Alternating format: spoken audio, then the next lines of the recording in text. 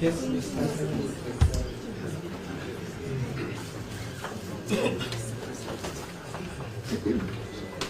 Your Honor, allow me to make very, very brief remarks on behalf of all the accused persons. are you comfortable submitting your case? Yes, Your Honor, because I do not intend to take, I do not envy the position you find yourself. And neither do I envy the position that the prosecution finds itself.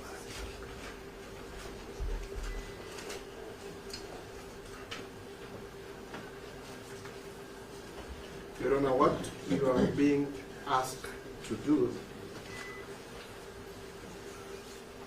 by the prosecution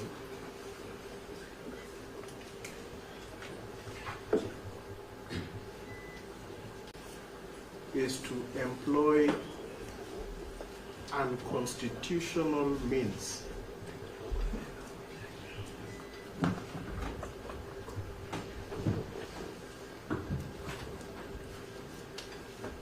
to achieve a constitutional objective.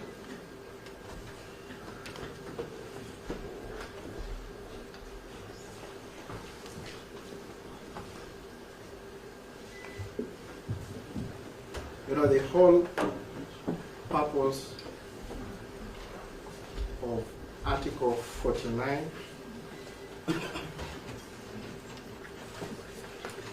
and Article 50 of the Constitution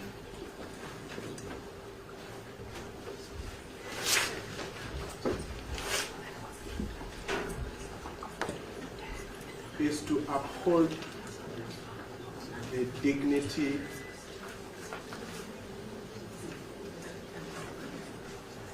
of the human person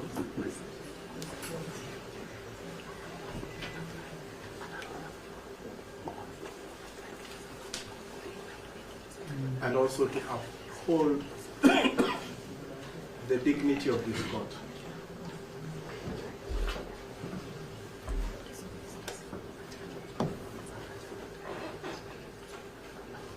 So Your Honor, it is my humble submission that should you allow this application,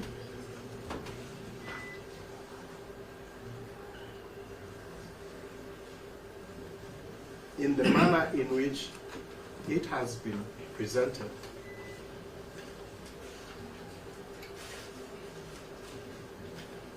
and in light of the manner in which all the accused persons were arrested and treated,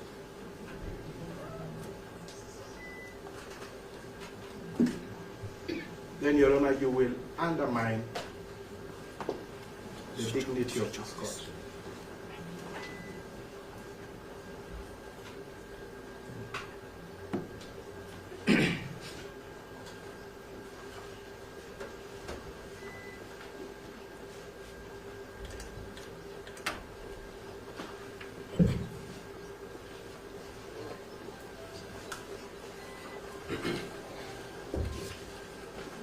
Your Honor,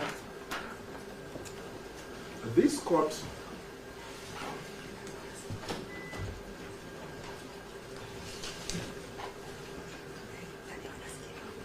has a public duty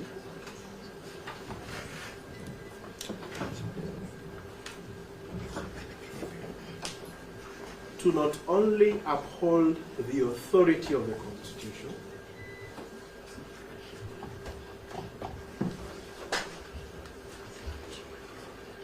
but to also give confidence to the Kenyan people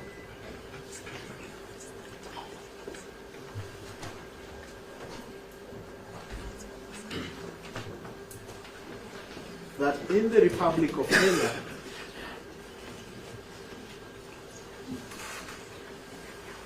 the Constitution reigns supreme.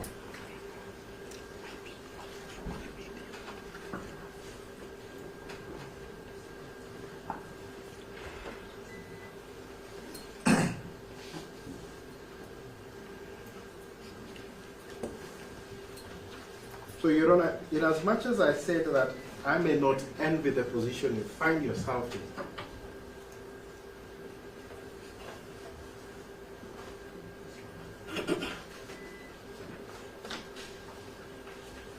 I think that what is before you is a very simple duty.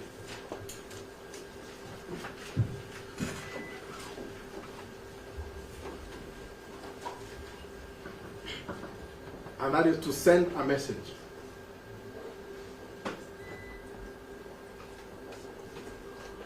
to the police, to the prosecution, and to the country at large. Just a moment.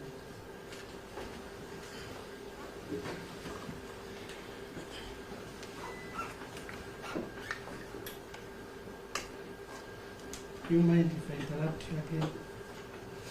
Your Honor, I am entirely in your hands.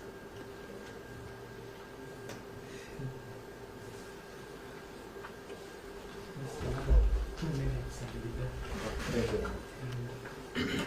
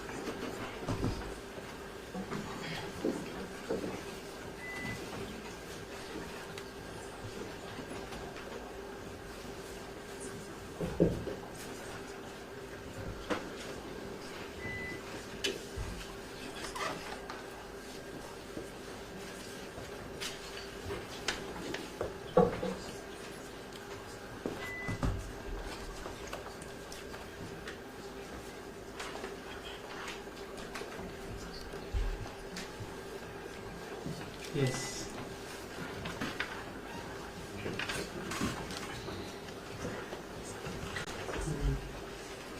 Yes, Your Honor, I was saying that you have a very simple duty. Because courts do speak through their pronouncements.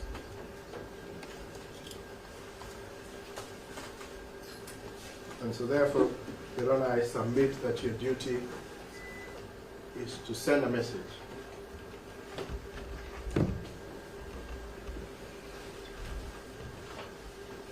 to the prosecution, to the police, and to the country at large.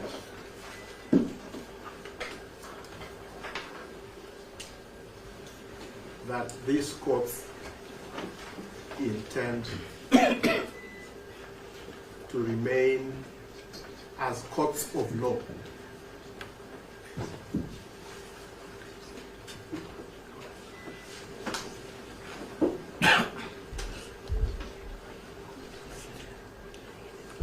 And that any infractions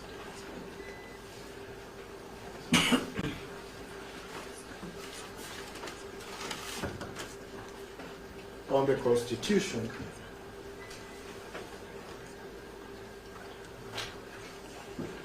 will not find refuge in this court.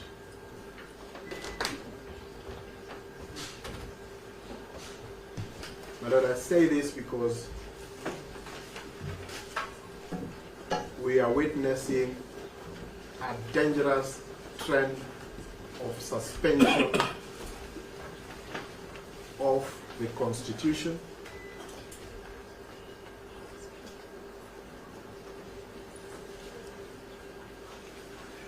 and unless these courts speak, there will be no one left to speak for them.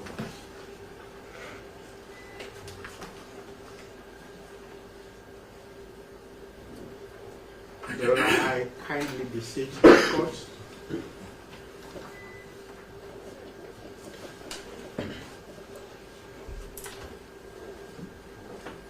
to release all the accused persons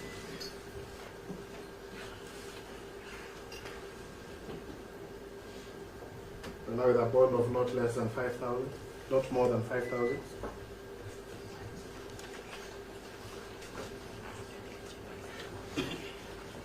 So that they can go home, reunite with their families. Because these proceedings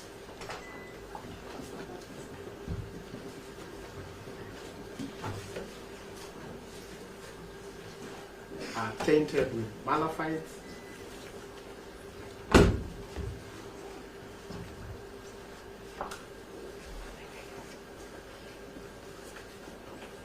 constitutional impropriety,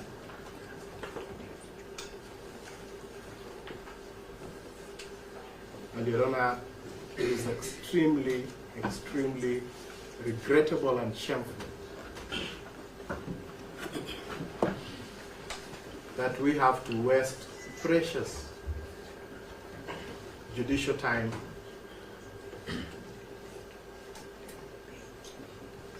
conducting this manner of proceedings. I therefore join hands with all my colleagues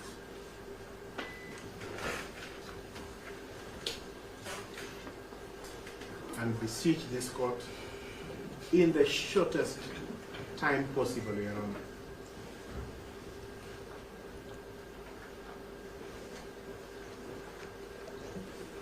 to dismiss the application that has been filed before you,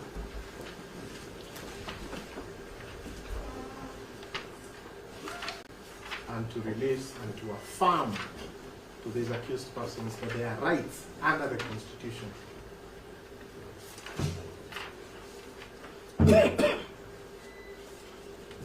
will always be protected and affirmed by this court. Your Honor, I thank you for giving me the leeway to address you tonight. I am not used to this. It's Daston Omari who is introducing me to this. But I do understand that these are extraordinary times. Yes. And so they do call for extraordinary measures. And Your Honor, I thank you Your Honor, if it is not asking too much, we know it has gotten into night time. But if it is possible, Your Honor, we will be happy to have your decision now. But if it is not possible, because we understand and we've seen that you've even had to stop proceedings so that you can undertake other matters, we would be more than happy to have your decision early tomorrow morning.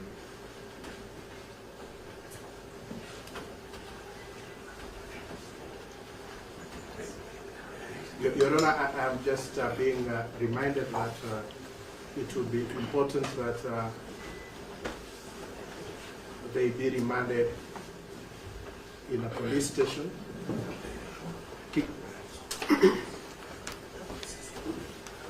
Kileleshwa police station.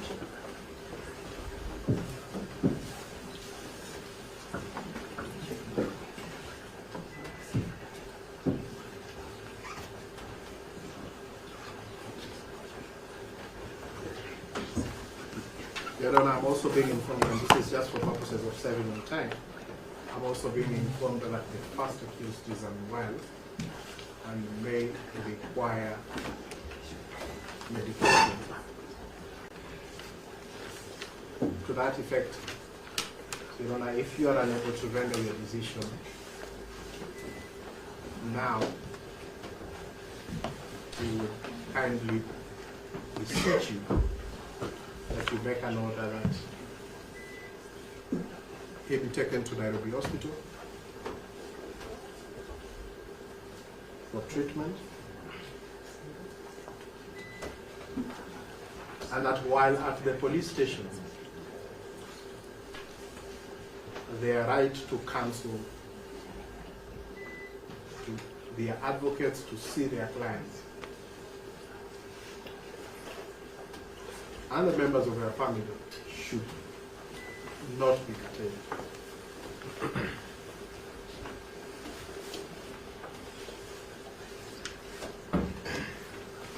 Your Honor, I thank you for that indictment.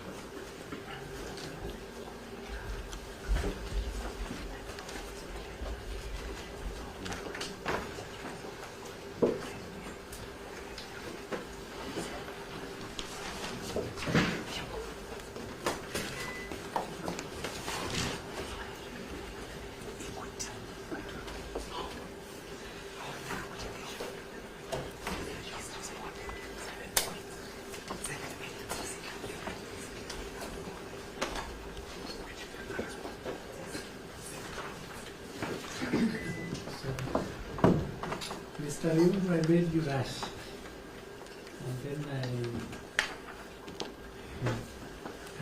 let the tap run for the defense. I am not sure I should limit you again. I can let you proceed until you finish. But just an indication, how long will you take? You know, because of the abundance of kindness that you have, we have agreed that our learned colleague, Mr. Witi, is going to respond. And he had indicated earlier 7 minutes. I think we got additional 3 minutes of the submissions, including that have been made by a president. So within my anticipated 10 minutes to respond. Okay. Thank you, Your Honor. I will undertake to do under 10 so that I don't keep my seniors here, including my president, who today seems to have forgotten the prosecution are also his members. Okay. Having said so, Your Honor, we have listened carefully to the submissions from our learned colleagues for the defense, and we understand where they come from. However, seated where I was sitting, 98, sorry, Your Honor. I am reminded that I should go slower than my usual speech. Your Honor, I was indicating to court that with the benefit of my mathematics prowess, 98% of the submissions before you today has been on alleged, and the word alleged is chosen deliberately, alleged violation of fundamental rights and freedoms.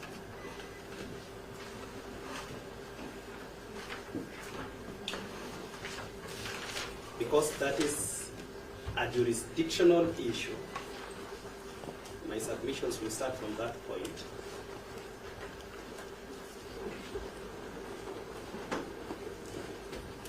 And our invitation to this court is that when you retire,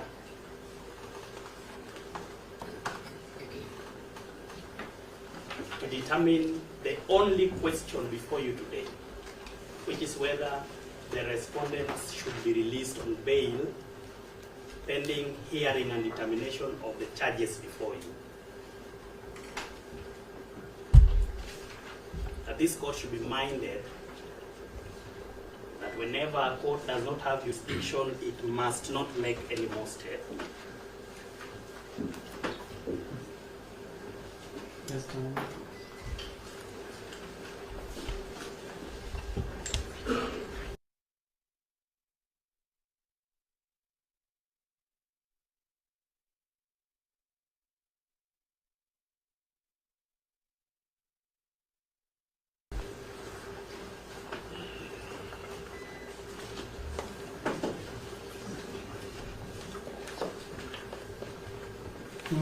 And that rule applies also to independent issues before you.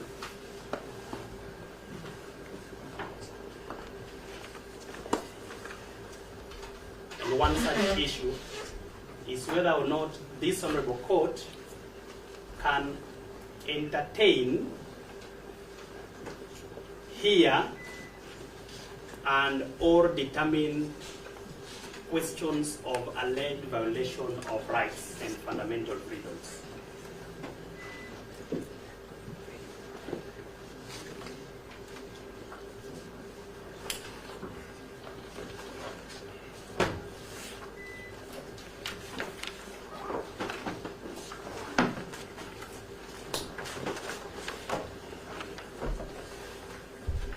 Your Honor, the jurisdiction of the magistracy, the court to which Your Honor presides, is defined and prescribed by Section 8 of the Magistrates Court Act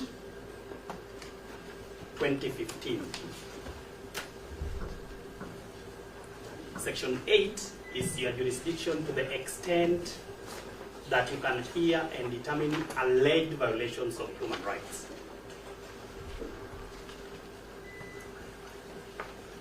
And that section says that you can only hear questions of alleged violations of Articles 25A and B. Yes, ma'am.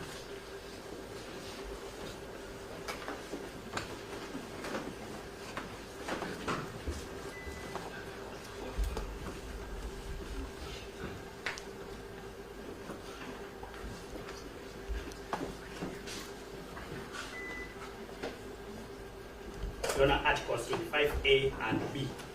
And that means the alleged violation of the right to legal representation, the alleged violation of the right to food, the alleged violation of the right to discrimination, right against discrimination, which was raised by my learned senior Mr. Omari under Article 27. Sorry, Your Honor. I mentioned the right to food, right to freedom against discrimination under Article 27.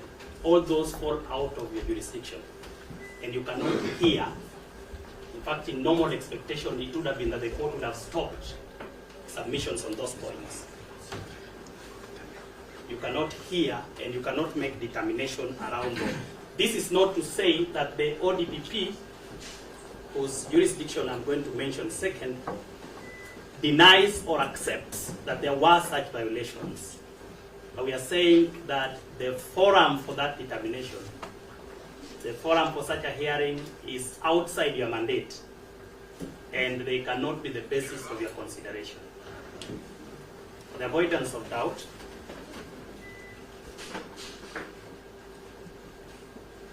the jurisdiction to hear and determine questions of alleged violation of rights and fundamental freedoms belongs to the High Court of Kenya under Article 165(3) of the Constitution of Kenya.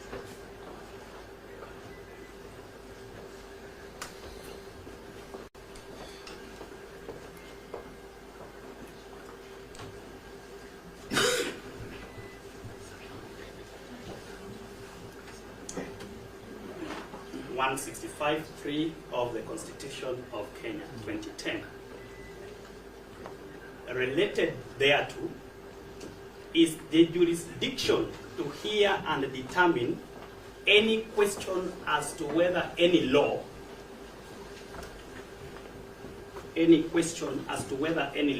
or provision thereof is in violation of the Constitution.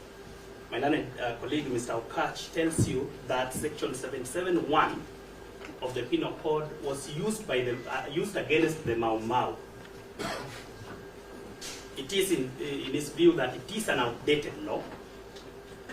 We may agree, probably. However, it still forms part of the Penal Code, Cap 63 laws of Kenya. And more importantly, you have no jurisdiction to determine the constitutionality of Section 77(1) or any section of the Penal Code. And the court must down its tools on that aspect. That aspect cannot form the basis of your determination on bond.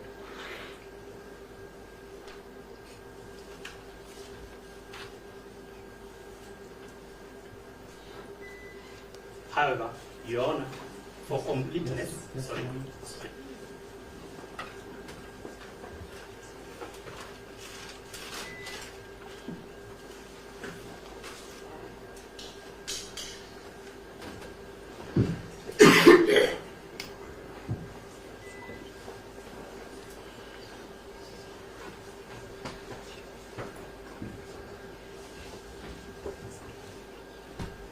For completeness on the question of jurisdiction, if, and this is an if, even if this Honorable Court had the jurisdiction to hear questions of alleged violation of rights outside Article 25A and B, and therefore could find or make a finding that there indeed was a violation of the rights of any of the respondents.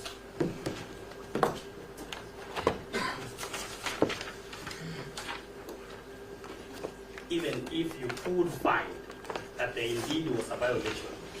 Your Honor, I stress again that the prosecution is not saying there was or there wasn't, but even if you could make that determination, the Court of Appeal in Kenya, in the case of Julius Kamau Mbogwa, sorry.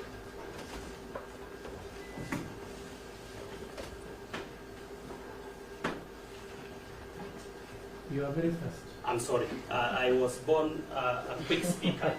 I am struggling to go slow, but I'm trying. Yes. The Court of Appeal in the case of Julius Kamau Mbogwa versus Republic,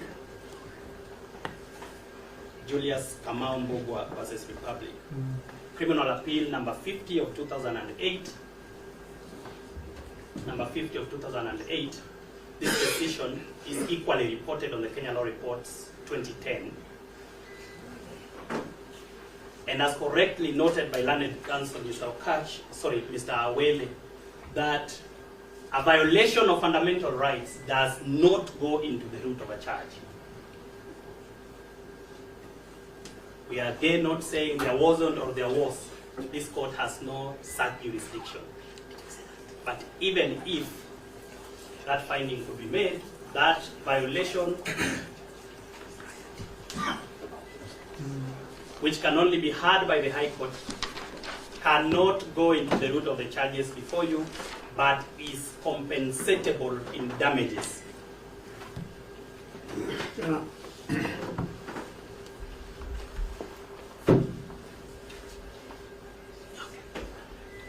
A small point of objection. Nobody raised the question of jurisdiction and determination of constitutionality of sections of law. Council is dealing on an abstract matter. My two councils said here they shall follow that elsewhere. So we have not said this court has no jurisdiction. And we have not said that this court should declare the charge sheet effective or unconstitutional.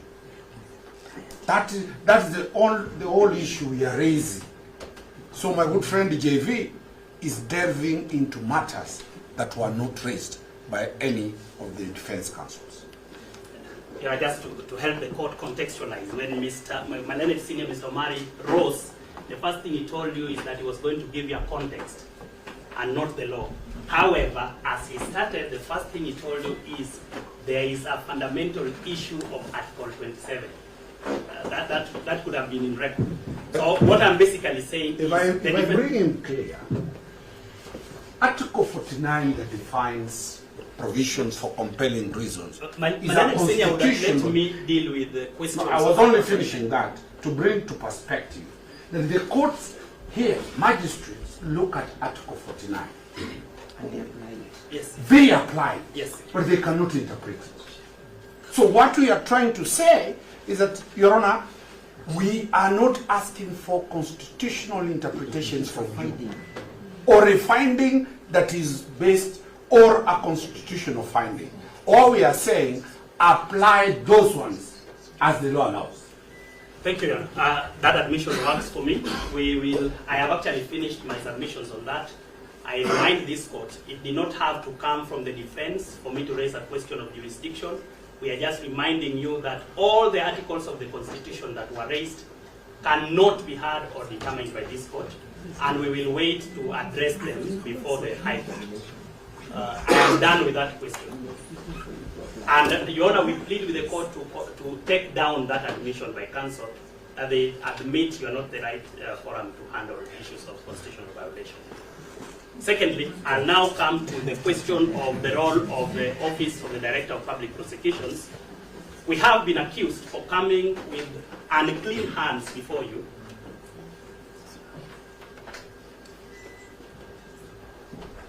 Learned Counsel Ms. Bashir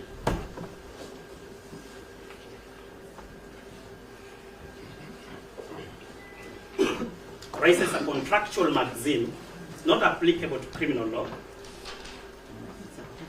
that anybody who comes to equity must come with clean hands. Even, sorry, anyone who comes to equity must come with clean hands. Even if the maxim were applicable, the obligation to prove that our hands are dirty was on Ms. Bashir. She has failed to prove that our hands are dirty. In fact, according to her, we should have been the one to prove that we have clean hands. That's against the rules of evidence.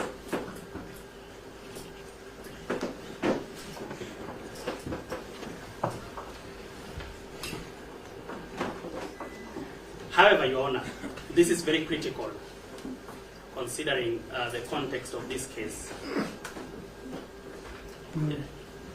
The Office of the Director of Public Prosecutions, as established under Article 157 of the Constitution,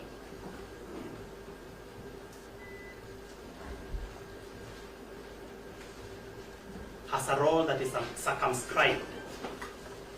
That role is clearly delineated.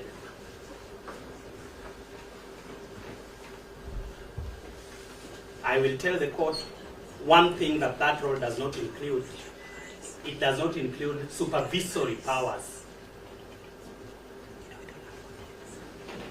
over investigative agencies.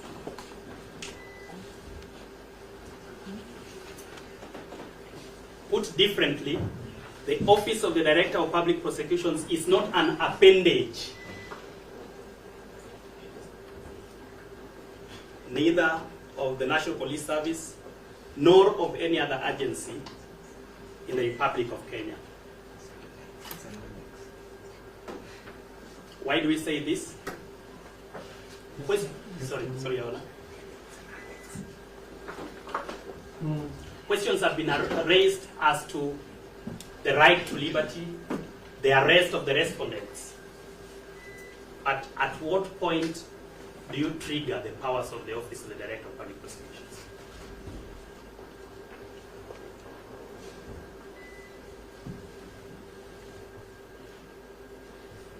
The powers of the DPP in exercising the mandate under Article 157(6)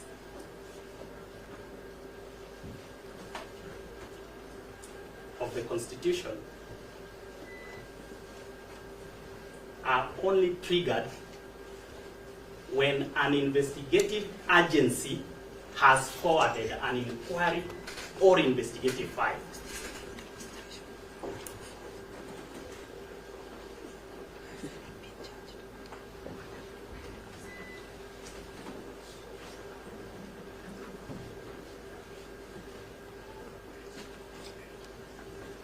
The investigative file, the subject of this matter, was forwarded to the office today, and in record time, around 4 hours, the decision to charge,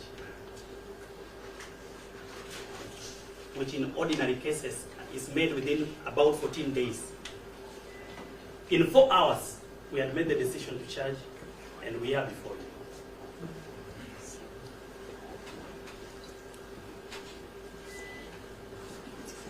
You know, still, to help counsel, I know the office of the DPP is vacant and they might be shortlisted to contest for that position. Let him look at Article 157(4). If he will be confirmed as the next ODPP, he has the powers to direct the police. If he is admitting here that they do not have that power, then we have a big problem. Your counsel is deliberately misquoting me. Unless it's not I think to his advantage. The powers under Article 157(4) of the Constitution is given, in fact, it's the only power, the rest are mandates.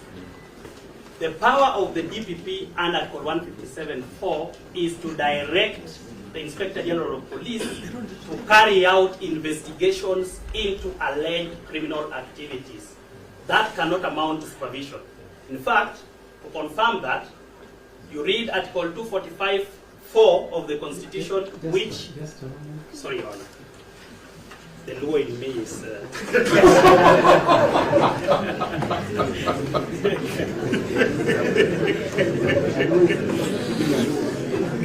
Be careful, you might be sick of that.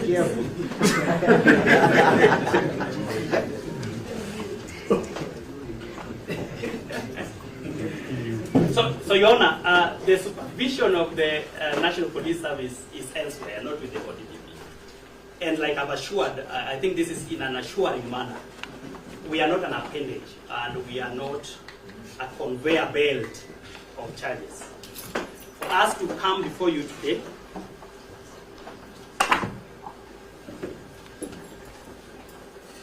as already indicated,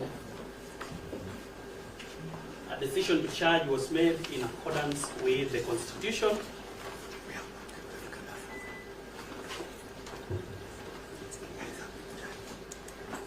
The Office of the Director of Public Prosecutions Act number 2 of 2013.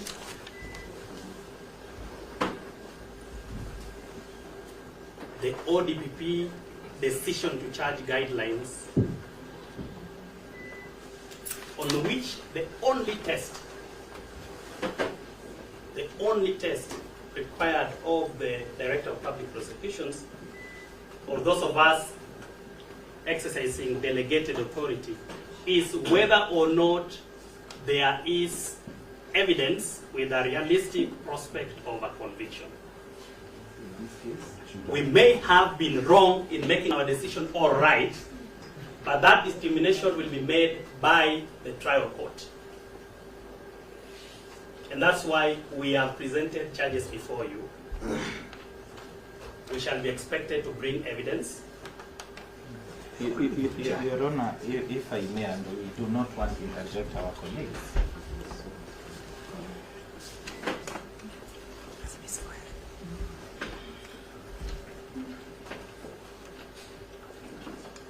With your kind permission, Your Honor, and just to save the court's time, and my colleague comes from my region, so we want to speak a lot, but there is no question about their power or the decision to charge. We do not challenge that. That is theirs, absolutely theirs. The question that is before you is that affidavit that denies them bond. They've already taken plea. We are okay with that. We'll deal with that. But the issues that we believe the court is interested in is the issue of whether there are compelling reasons. And he's avoiding that because there is no compelling reason. Your Honor, I have that as my next issue. The court was here when a lot of arguments were made on why the office of the DPP has perpetuated an illegality, has violated the Constitution. We have a right to respond to that. That's actually why we're representing the ODPP here. That accusations were made against us. So just like we were very patient with the council, let them be very patient with us. It is very important to us, just like it is important to their client's case. So I plead with this court to allow me to respond to all the issues that they raised. And I'm almost done. The next point. Our next point is on the question of Article 49, on whether or not there exist compelling reasons. And Your Honor, we started with the question of jurisdiction. To guide this court with humility, that is the only question that arises for your determination. Not the 98% of the submissions from the defense.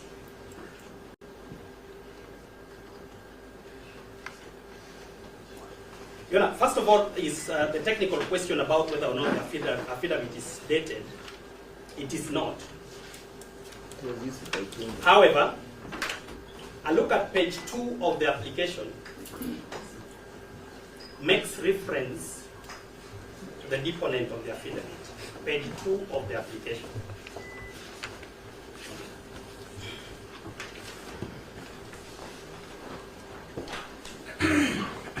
It identifies the deponent of the affidavit,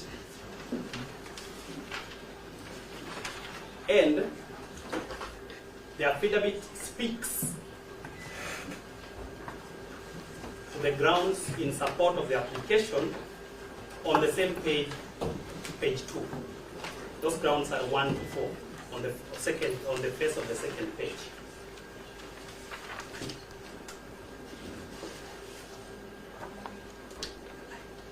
And finally, on that page 2, the application is dated. We therefore invite you to invoke Article 159 because the affidavit is stamped duly and it is signed. Invoke Article 159(2) and find it proper.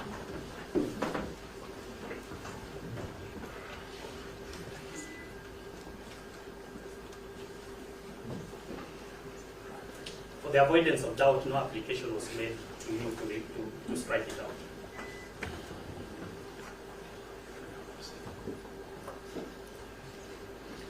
To the substance, when you retire, Your Honor, you are going to ask just one question. And that's probably what should have come from the defense, and we should have responded to rejoinder. Whether or not the prosecution has established any compelling reasons to deny any of the respondents' faith.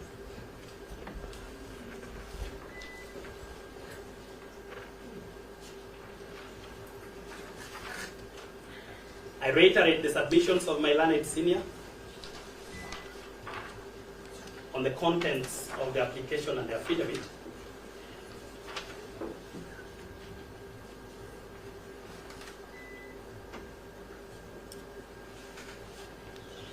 Only to further refer this Honorable Court to clause 4.9 of the Judiciary Bail and Bond Policy Guidelines. Clause 4.9.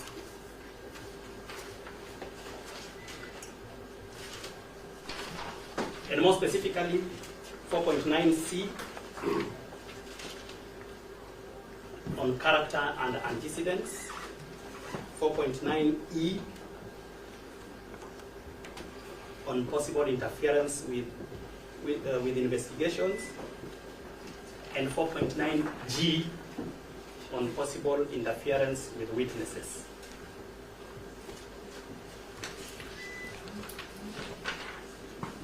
Those grounds are again on the face of page 2. Just before we go to page 2, the prayers on the application, and then on page 2 we say the grounds number 2, number 3, and number 4. Likelihood of interference with witnesses at ground number 3. Likelihood of interference with ongoing investigations. And finally, the possibility of committing similar offenses, which goes to antecedents. Where do we get the facts? My learned senior, Mr. Wele, asks the question, whose reasonable belief?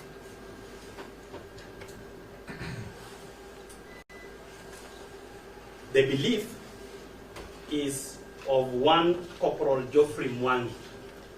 He identifies that belief in the affidavit, as should be done. What is the source of the belief?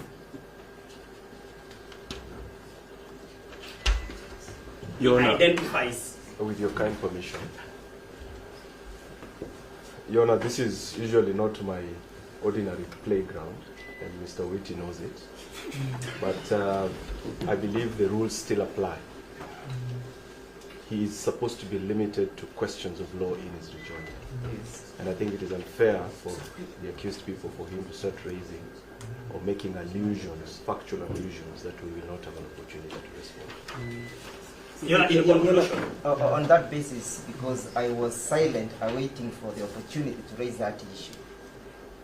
And Mr. J.V., learned counsel for the DPP, when addressing the question of the pre-arraignment detention, he did not direct you to look at the charge sheet on the date of the arrest, which is the 18th, and the date of presentation to court, which is 20th. I thought it was important for you to point out. yeah, maybe I No can explanation address has been- that last. And no explanation has been offered. They never disclosed, and this is their charge sheet, unless they are denying it. That's okay. Your Honor, we'll address that last. I was concluding on the issue of whether or not there's compelling reasons. We invite you to look at a... Sorry, Your Honor. Sorry. The issue that Mr. Wele raised, Awele. Yes. is very critical. And it is the reason that I have said I'm concluding on that issue so that I don't go on the issues of facts. I think that was guidance. Yes. I am very well guided. And in conclusion, we invite you that when you retire and look at the matters of fact on the affidavit, vis-a-vis the prayers in the application, you find that indeed there has been established compelling reasons to deny them.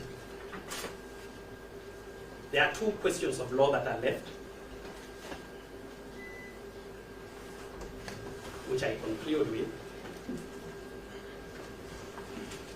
Edwin Shisanya Amboso versus Republic is a decision of the Honorable High Court, Justice Mugambi, that you've been referred to.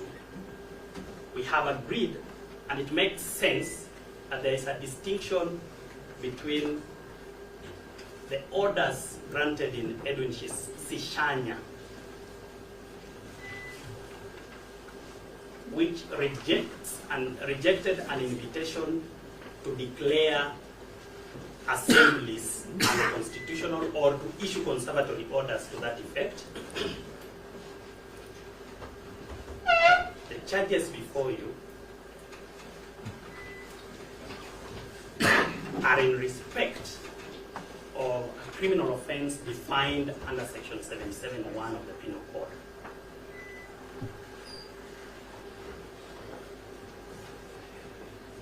We admit and agree with the defense that there exists orders of the High Court upholding the right to assembly. Thank you. We, however, are saying that what we have brought before you is charges for alleged criminal offences which will be determined upon hearing. Finally, the question about the dates on the charge sheet, I would have referred to 3 provisions of the Criminal Procedure Code. One of them, section 89.5, there was no invitation from the defense or any allegation that there was any impropriety on the charge sheet. And there's no order of this court rejecting charges, which would have happened under section 89.5. Number 2,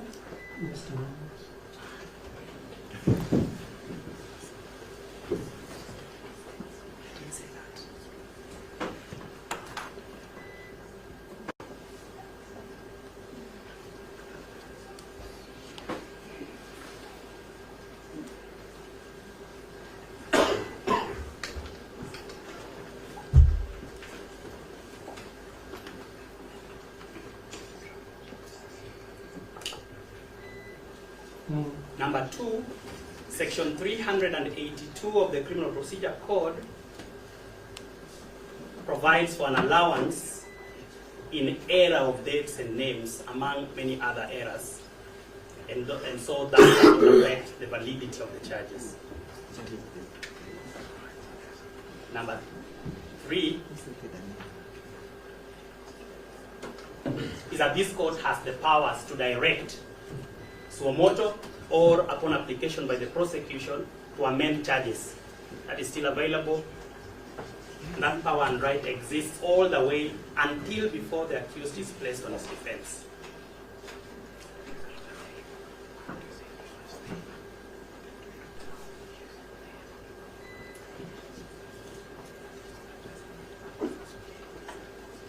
In conclusion, Your Honor, you have been invited to send a message. I'm only concerned about the message you're sending to the prosecution. We plead with you that we have not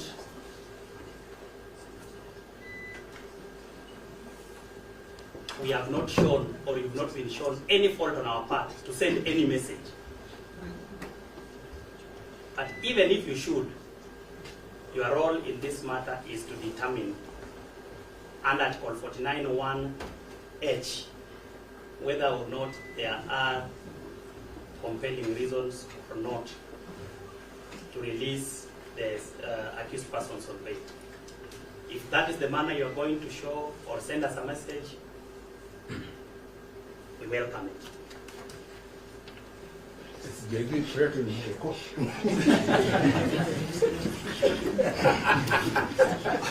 No, Your Honor, talk from it. I'm neither threatening the court. There's the issue I've been reminded about place of detention. Should this court not be able to make a determination in the next few minutes? And I have been advised by the Deputy Director of Public Prosecutions, who I am pleased to be leading me today, that we are not objecting to the accused persons being held at a police station. However, she has advised me that the police officers will have a discussion with where to place them, which police station to place them.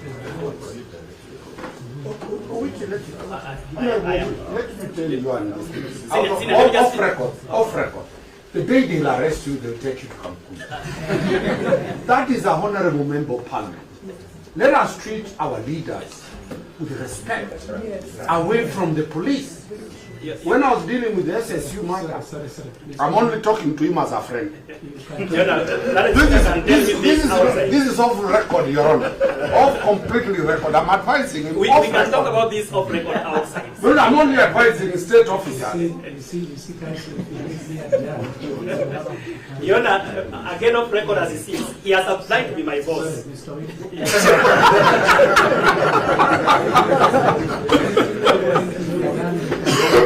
Your Honor, we are done. I'm just reiterating that we have no objection to the accused persons being taken to a police station. And when you become my boss, we will still do this. Thank you. Your man under me will be very different. Thank you, Your Honor, for your time. Your Honor, very I know it's completely out of order, but I couldn't fail but notice one thing which my learned good friend did mention. That ordinarily the decision to charge takes about 14 days. But they did it within a record 4 hours, which of course we commend, even though we have reason to worry about the speed at which they approved that charge. Secondly, some of the suspects who were in Mwanguru were also driven here at extremely high speeds. So that means I'm just speaking to the urgency in resolving this matter and still renewing the plea that we made before you. Understanding, Your Honor, that really you've had a long day. But if we can get a decision from you before we depart from this court, we will be greatly, greatly indebted to the court. But in the event that then at the earliest, Your Honor, I just thought that a good gesture such as this of approving charges within 4 hours should be met with an equally good gesture of this matter being determined within the shortest time possible. So, Your Honor, but I leave it entirely up to you. I just wanted to point that, and I'm sorry because I know this is out of hand. But you know, there's only one more aspect that I'll address you on, the question of the phone belonging to the first accused person. Yes, sir. Not now, please. I start hearing another application. We'll address you in the day when you come in the next 30 minutes to deliver the ruling.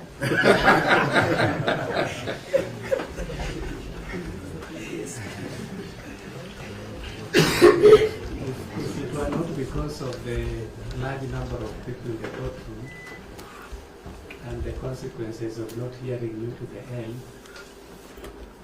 we would not have gone up to this point. But I thought if I stopped midway, maybe, you know, the reason differently. And some of us would have started making noise. So that's why I've decided to let us proceed up to this time. But it is extremely unusual, isn't it? It's extremely unusual. So I know you would have liked to have a decision right away.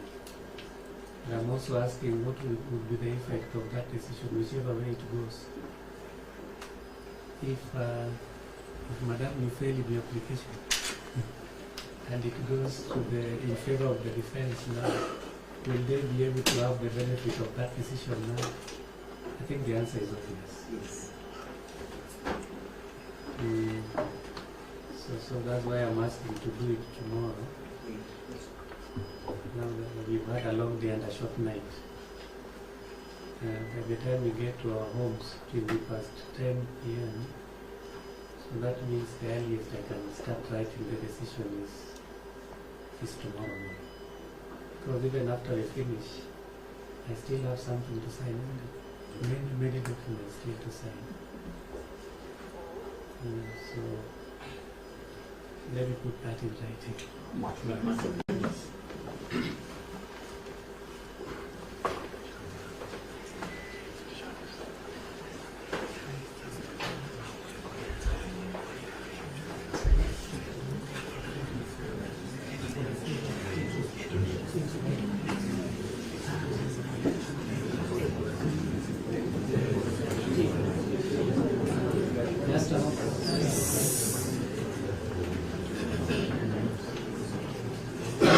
We are still sitting, eh? I don't know why we are going that way.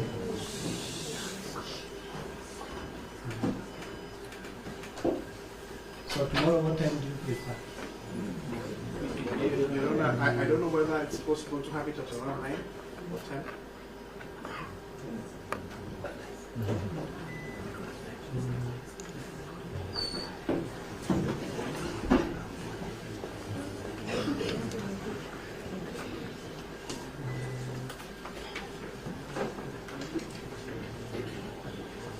How about 2?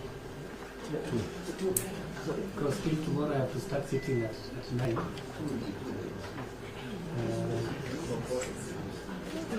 Your Honor, of course, we really appreciate and we know that this is purely your decision. But we really want to plead with the court in light of the circumstances of this matter. An earlier decision is one that we would really plead with the court. So if we can get a decision at around, we know that we are really pressing the court. We are pleading with the court for leniency on this matter, and just in light of the circumstances, the fact that, Your Honor, we are here at this hour speaks to the uniqueness of the matter that is before you. The earlier we can get that determination, the better for all of us. Some of these aspects, of course, I do not wish to repeat what has been said by the learned colleagues. But the earlier we can get a determination so that we know whether the suffering ends or it continues, it makes it easier for everyone to know how they manage their affairs. Yes, I get your point. So I'll try and have the ruling ready by 9 a.m. I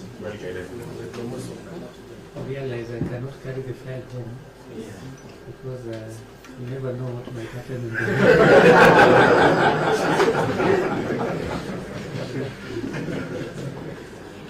Yes, you can meet again a bad group. So I just request as you walk out, just try to do it as peacefully as you can. Because you know the accused persons will be here tomorrow, and interacting with them at this hour may delay your exit. They know you have to leave, regardless of your relationships. So that's that you just take your time and exit peacefully. You will find them here tomorrow at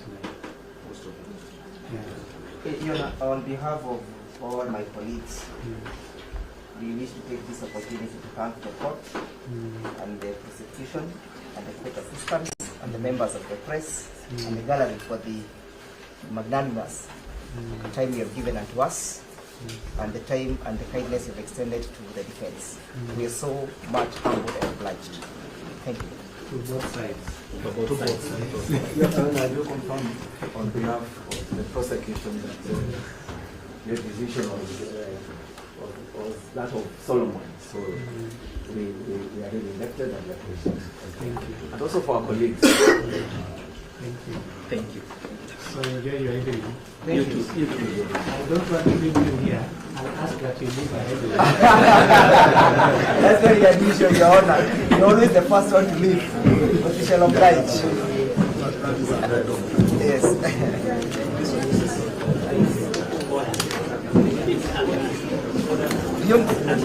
Nimekuletea ndevu bwana.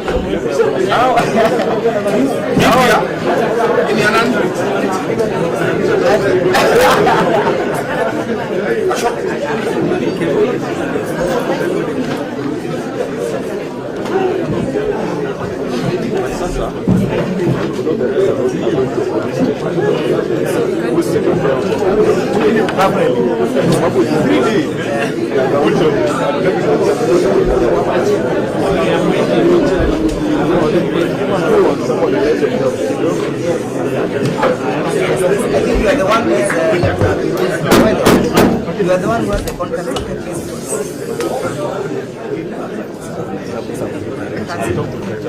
Yes, you are the one who has the contact to take your